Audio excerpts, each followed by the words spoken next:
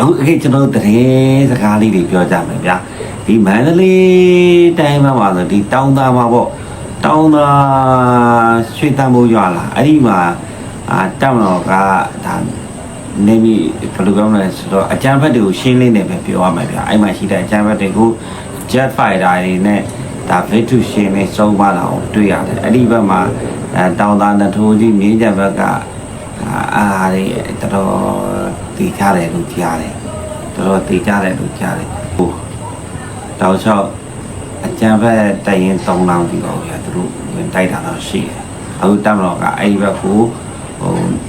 ပြန်ပြီးထိုးစစ်ဆင်နေတာရှိတယ်သူတို့ကအလင်းငိုက်တော့လုတ်တက်တာပေါ့နော်အဲ့ဒါလေးလဲတမတော်ဘက်ကပို့ပြီးတော့ဟိုထော်လိုင်းကောင်းမှလည်းရမယ်တဲ့နော်အဲဆိုတရင်ဥမှလည်းရ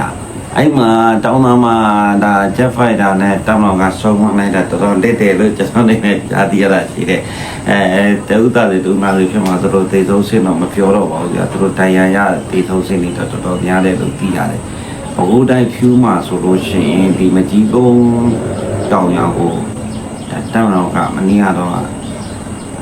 တော်တော်ကျွေးတယ်ဗျတော်တော်ကျွေးတဲ့နေရာမှာဒီခမရ990ရလည်းပဲဒါလက်နဲ့ကြီးပြီးတော့ကာဘီကာဆယ်ဒီပေါ့တော့ဆော့ကျွေးတယ်ဘာလို့ဆိုတော့အဲ့ဒီရွာမှာကအကြမ်းဖက်ဒီအုပ်စုဖွဲ့ပြီးရောက်နေတာပေါ့နော်အကြမ်းဖက်ဒီရှိနေတဲ့အတွက်အကြမ်းဖက်စခန်းလောက်ထားတာပေါ့အဲ့ဒီ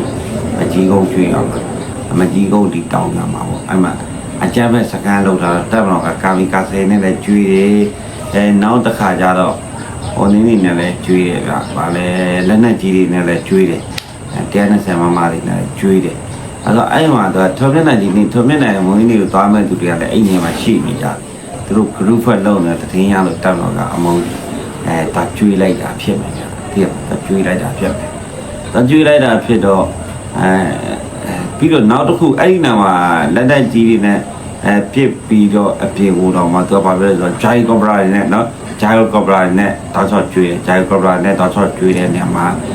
Jai Cobra နဲ့စီးသွားတယ်ပြစ်ထူတယ်တိတိကျကျပဲနော်အကြမ်းဖက်တွေစကန်တိကျပဲအဲ့မှာပါလားအာလာဝကဆိုတဲ့ကောင်ဒီနာပိုင်တဲ့အခုတော်တော်တည်ကြတာပဲအုပ်စုလိုက်ကြီးတော်တော်ချင်းချင်းနဲ့တော်တော်များများတည်ကြတယ်အဲ့မှာပါမော်ဒါတကြီးကကျွန်တော်တို့ကြားသိရသလောက်ကတော့ဒီပရက်ခင်ရွာနဲ့တခွန်းနိုင်ရွာကြားမှာဆက်ချုပ်ရင်သွားတယ်ဆိုပြီးတော့ကြားတယ်ဆက်ချုပ်ရင်ပြီးတော့ပြက်ကြသွားတယ်ပေါ့လားပြက်ကြသွားတော့အဲ့ဒီတက်မလို့သား2ဦးပေါ့အဲ့မှာဂျာယိုကဘရာဒီကြတော့သူက2ဦးလိုက်တာပေါ့2ဦးလိုက်တဲ့ခါကျတော့သူက2ဦးစလုံးပေါ့မြင်းမြတ်စွာမြင်းမြတ်စွာနဲ့ဒါတိုင်းကြီးအတွက်တန်ဖိုးကြီးစွာနဲ့ဒါအမျိုးဘာသာသာသနာအတွက်ပေါ့အသက်ကိုပေးဆက်ပြီးဆွန့်လွတ်လိုက်တယ်လို့ဒါကျွန်တော်တို့တွေနဲ့ကြားသိရတာရှိတယ်ကြားသိရတာရှိတယ်တောင်းတော်သားတွေအခုကျွန်တော်ဟိုကလည်းတန်းတော်သားကြာဆုံးတာကြတော့မပြောဘူးလားပါလားဆိုပြောလို့ပါဒါကျွန်တော်ဒါကြာဆုံးတဲ့ဟာကျွန်တော်သိတာဆိုကျွန်တော်ပြောပါတယ်နောက်တဦးသားစီသုံးသားဆိုပြီးသိတာဆိုပြောပါတယ်မသိတာတော့မပြောဘူးဗျာနော်ပြီးတော့ကျွန်တော်ကလည်းအဲ့လိုမျိုးပေါ့ဟိုကိုသိတာတော့ပဲရှင်းနေမျှဝေတာဖြစ်တာပေါ့အဲ့တော့အဲ့မှာတန်းတော်သားနှစ်ဦးကဒါတိုင်းပြည်အတွက်အမျိုးဘာသာတာနာအတွက်နိုင်ငံအတွက်ကိုဂုဏ်သိက္ခာကြီးစွာနဲ့ဒါသူရဲကောင်းဆက်ဆံပေါ့နော်တိုင်းပြည်ကိုတက်ဆော့ကြိုးပမ်းကာကွယ်နေဒါအသက်ခံတာဆုံးလွန်လိုက်ရတဲ့သူရဲကောင်းကြီးတွေလို့ဒါတော်တော်များများပြောနေကြတာကိုကျွန်တော်တို့ကြားသိရတာရှိတယ်နော်အကြားသိရတာရှိတယ်နှစ်ဦးဆုံးလွန်အသက်ဆုံးလွန်လိုက်ရတယ်ပေါ့အဲ့တော့မကွေးတိုင်းဟန်တော်ကြီးရွာပေါ့အဲ့မှာတော့သူတို့ကလည်းပြည်သူစိတ်ရွာပေါ့နော်ဒီနေ့တိုက်ပွဲတွေတိုက်တယ်တိုက်တဲ့အချိန်မှာတော်လိုက်ဘက်ကဆိုတဲ့သူတွေလည်းတော်တော်များများတည်ကြတာကိုတွေ့ရတယ်ပြီးတော့တက်မလာလဲလေချောင်းတွေနဲ့တောက်လျှောက်ပြစ်ကူပေးနေတယ်လေချောင်းပြစ်ကူပေးနေတယ်အဓိကအဲ့နေရာကိုသွားဖို့အတွက်ကိုစစ်ကူတက်ပြီးသွားဖို့အတွက်နည်းနည်းခက်ခဲတာလားပါလားမသိလေချောင်းကတော့ချက်ချင်းပေးတာရှိတယ်ဒါလို့အဲ့နေရာကိုဒီဟန်တော်လေးအဲ့ဒီရွာဘက်ကိုဒါတက်မတော်ဘက်ကပတ်ဝိုင်းပြီးတော့ဒီအကြမ်းဖက်တွေကိုရှင်းလင်းလိုက်မှဆိုတော့တော်တော်ကောင်းမဲ့ပုံစံရှိတယ်ဘာလို့ဒီပြည်သူ့စစ်ရွာတွေဆိုတာကတော့ကျွန်တော်တို့သိရှိတဲ့လောက်ကတော့အင်အားလည်းတိတ်အများကြီးမရှိဘူးဒါတိုက်တဲ့ဘက်ကတော့အင်အားတော်တော်များများနဲ့လာတိုက်တယ်လို့ကျွန်တော်တို့လည်းကြားသိရတာရှိတယ်အင်အားနဲ့နေတိုက်လို့ရှိရင်သူတို့ကရှုံးမှာပဲတမ်းတော်စစ်ကြောင်းထိုးလိုက်ပြီးမယ်သူတို့ပြန်ဖွဲမယ်စုမယ်စုလို့ရပြီးတော့တမ်းတော်စခန်းအသေးလေးတွေ ကာကင်းလေးတွေဘယ်နာမှရှိမယ်ရှိမဲ့နေရာတွေကိုရှိမဲ့နေရာတွေကိုဒါဝင်တိုက်မယ်ပေါ့ဗျာเนาะရှိတဲ့နေရာတွေကိုဝင်တိုက်မယ်ပေါ့သူကအဲ့လိုမျိုးရှိတယ်အဲ့ကျွန်တော်မနေ့တောင်းသားမှာဆိုလို့ရှိရင်ဒီပိတ်တနိုးတို့မကြီးယိုစကန်တို့ဒီစကြမ်းဂိတ်တို့မှာဒါမနေ့6နိုင်လောက်တည်းကကျုံသွားတဲ့ဟာမှာသူတို့လူအင်အားတော်တော်များများနဲ့ကိုဒါဝင်ကျုံသွားတာရှိတယ်အဲ့တောင်းသားမှာကြောက်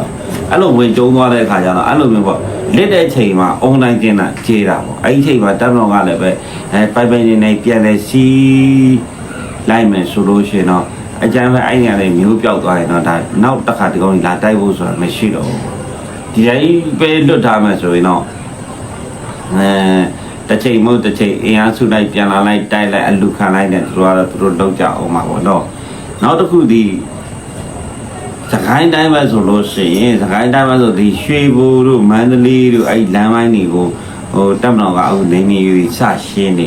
အရှိဘမန္တလေးလိုင်းပိုင်းရဲ့တခြားလုံးမှာဆိုစက်ကြီးကောက်တာဒီဒါကျွန်တော်စီကိုပြောတာတွေအများကြီးရှိတယ်စက်ကြီးကောက်တယ်နောက်တစ်ခါကျတော့ဒါမှမဟုတ်လမ်းတွေမှာကားတွေမှာပတ်ဆက်တောင်းပါညာတို့နိုင်တဲ့စီရီမှုတွေအကြမ်းဖက်တွေလှုပ်ဆောင်မှုများတာပေါ့ဒီဘက်မှာတက်မတော်ကိရှိတဲ့ဟိုဘက်မှာကအကြမ်းဖက် PDF ကိတွေရှိတယ်အဲ့ဒါတက်မတော်ကမလုပ်တော့ပါဒါတွေကဟိုအရင်တော့ကျွန်တော်ခဏခဏကြားပါတယ်အခုတက်မတော်တော့တော်တော်စစ်ကြောင်းထိုးပြီးတော့ပဲရှင်းနေတာလည်းတွေ့ရတယ်နယ်မြေရှင်းနေတာတွေ့ရတယ်အဲ့ဒီမှာတော့ရှင်းနေတော့အကြမ်းဖက်တွေတော်တော်သေးတယ်လို့လည်းကြားတယ်အမှန်ကမှ drone တွေနဲ့ကိုအရေးရှင်းပြီးတော့တက်ပွဲကရင်တော့ပို့ပြီးအဆင်ပြေလိမ့်မယ်လို့တော့ကျွန်တော်အနေနဲ့ယူဆမိတယ်အဲ့မှာဆိုလို့ရှိရင်ဒီဘုံဘွက်ရွာတို့စီတော်ရွာတို့တက္ကနန်းရွာတို့ဒါဘုံဟုတ်တို့စိုင်နိုင်ကြီးတို့စိုင်နိုင်လေးတို့အဲ့လိုမျိုးရှိတာ哦အဲ့ဒီရွာတွေကိုလည်းပဲဒါတပ်မတော်ကနေမီတွေရှင်းနေစစ်ကြောင်းထိုးတယ်အထဲမှာရှိတဲ့အကြမ်းဖက်တွေကိုတခါတည်းအပြောက်ဖြောက်တယ်အပြတ်စော်တယ်ဒါမျိုးကျွန်တော်တို့တွေ့ရတယ်နောက်ဒီဝက်လက်ဖက်လည်းအဲ့လိုပဲဝက်လက်ဖက်ကိုလည်းပဲဒီတပ်မတော်ကအခုတော်တော်ကိုကျွေးနေတာထုံးမှုရွာရဲ့အရှိမတရားကြီးတောင်ရှိတယ်ဗျာအဲ့နာမှာတပ်မတော်ကဒါအကြမ်းဖက်တွေကိုရှင်းတော့အဲ့ရွာလည်းတော်တော်များများအကြမ်းဖက်တွေတေးတောင်ကိုတွေ့ရပြီးတော့ဒီဘက်ထပ်ပြီးတော့သူဒီဘက်ကိုဆက်ပြီးနိုင်နေရှင်မူကြီးရောထပ်နိုင်နေရှင်တော့အဲ့မှာရှိတဲ့အကြမ်းဖက်တွေလည်းပိုးဆိုးပါဆက်သေးတယ်လူရင်းလည်းတော်တော်များများတေးတာကျဟုတ်တပ်မတော်ကအခုတော့စစ်ကြောင်းထိုးဝင်ရှင်တဲ့ခါကျဒီကောင်လည်းထွက်ပြေးတယ်တပ်မတော်ပြန်ရောက်လာလို့ချင်းဒီကောင်လည်းပြန်ဝင်လာတော့ရှိတယ်ဒါအဲ့ဒီဘိုင်းတွေတော့သူတို့လှုပ်ရှားမှုရှိတယ်ဒါပေမဲ့အဲ့မှလည်းပဲတပ်မတော်ကရသလောက်ဆွဲကုန်တာရှိတယ်အမှန်ကအဓိကတော့ပိုက်ကွန်နဲ့ပြစ်တာပဲကောင်းပါလေဘာဖြစ်လို့လဲဆိုလေချောင်းနဲ့ပဲရှင်းနေပြီးမှပြစ်ခတ်ရှင်းနေပြီးမှအဲ့ဒါမှဒီကောင်ပြေးလို့လည်းမလွတ်တော့တဲ့အနေထားမျိုးလုပ်လို့ရမှာနေမီတပ်မတော်လာပြီးတော့လည်းတရေရပြီးသားပြေးပြီးသားဖြစ်တာပေါ့မာကုန်းရွာတို့ဒီရွာတော်ကုန်းရွာတို့နော်ရွာတော်ကုန်းရွာတို့အဲ့မှာဥလေကုန်းရွာတို့အုပ်ဖို့ကုန်းလားအုပ်ဖို့ကုန်းရွာတို့တောင်ရွာတို့မြောက်ရွာတို့လာတော်ရွာတို့လက်ဥရွာတို့ဒါဥတီကုန်းရွာတို့နိုင်ဒီကုန်းရွာတို့ရွှေဓာတို့ရှင်မတော်တို့အဲ့ကိုစုတို့အဲ့လိုမျိုးပေါ့နော်ငါပြောတော့တို့အဲ့ဒီရွာတွေပြီးတော့တကောင်းတော်တို့ကတူးတို့အဲ့ရွာတွေအကုန်လုံးကရှိတဲ့အကြမ်းဖက်တွေကတော့ပြေးလိုက်လွှားလိုက်နဲ့ရှောင်းလိုက်တိတ်လိုက်နဲ့ရှိတယ်တော်တော်ကတော့အဲ့ဒီရွာတွေကိုဒါတောင်းလျှောက်ထိုးစစ်စိန်ကနေရှင်းလင်းနေတာတော့ကျွန်တော်တို့တွေ့ရတာရှိတယ်ဒီကောင်ကလည်းဒါမင်းကတော့ကာပီကာဆယ်တွေနင်းလက်ပတ်မှာကာမီကာဆယ်တွေနဲ့လည်းကျွေးတယ်ဒရုန်းတွေနဲ့လည်းကျွေးတယ်လက်နဲ့ကြီးတွေနဲ့လည်းကျွေးတယ်နော်နီးကလည်းပဲဒီကရင်ပြည်နယ်ဘက်မှာလည်းတော်တော်ပွဲကားတာကြီးဒီဘက်အဆလန်ဟောင်းပါဆိုလည်းပဲတိုက်ပွဲတွေရှိသေးတယ်နော်ဒီဘုဇန်ရွာနာမှာလည်းပဲတိုက်ပွဲတွေရှိသေးတယ်ဒီလန်ဆယ်ဒေသမှာလည်းပဲဒါတိုက်ပွဲတွေဖြစ်နေတယ်တပ်မတော်ဒေချောင်းတွေနဲ့လည်းစိတ်အင်အားဖြစ်တယ်လို့ဒေချောင်းတိုက်ခိုက်မှုတွေလည်းလုံးနေတာတွေ့ရတယ်ဗမော်မှာလည်းပဲ drone တွေနဲ့ဒါနယ်မြေလေးတွေလိုက်ရှင်တာချက်3မိုင်ပတ်ချ3မိုင်မှာတော့ကျွန်တော်မနေ့ကတော့အလောင်းလက်နဲ့တွေရတယ်လို့ကျွန်တော်တို့ကြားသိရတာရှိတယ်ဝိုင်းမော်လည်းပွဲကားနေတယ်နော်ဝိုင်းမော်လည်းပွဲခန့်နေတကိုင်းတိုင်းတော့လည်းဗမော်လည်းချနေတယ်ပဲဒီရခိုင်ဘက်ဆိုကျွန်တော်တိတက်ပြောအောင်ပါဆိုဟိုရွှေမြောင်းမောင်ရဲ့သားပေါ့ရွှေမြောင်းမောင်နဲ့မမြတ်တဲ့သားဟိုဘာလို့လဲထုံးမြနိုင်ပေါ့ဒါသူဒီနေ့မွေးနေပေါ့ရွှေမြောင်းမောင်ဆိုတာလည်းတမျိုးမဆန်တော့မွတ်စလင်တော့ အတာပါတာလာတာဒူလာဆိုတော့ဒီမွတ်စလင်သူကအသူကတာဟိုနေဘယ်သူလဲဆိုတော့ထောပြနိုင်ဆိုထောပြနိုင်မွတ်စလင်ကပြားကိုအခုမှသိတာဒါသူတို့ရဲ့မွေးနေ့ကိုဒါဘယ်လိုပမာကျင်းပြမယ်ဘယ်လိုလုပ်ရမလဲဆိုတာဒါကျွန်တော်တို့ကြားသိရမှာဖြစ်တယ်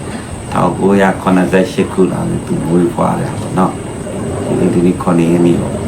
အဲ့ဒါကိုဘယ်လိုကောင်းလဲတက်လာမယ်တက်မလို့ဘယ်လိုဖြုတ်မလဲဆိုတော့ကျွန်တော်တို့ဆက်လက်စောင့်ကြည့်အောင်မယ်လို့ပြောရင်တရင်သူတွေကျွန်တော်တင်ပြပါအောင်မယ်ဗျာအားလုံးတို့တာပြည့်ပါလိမ့်နော်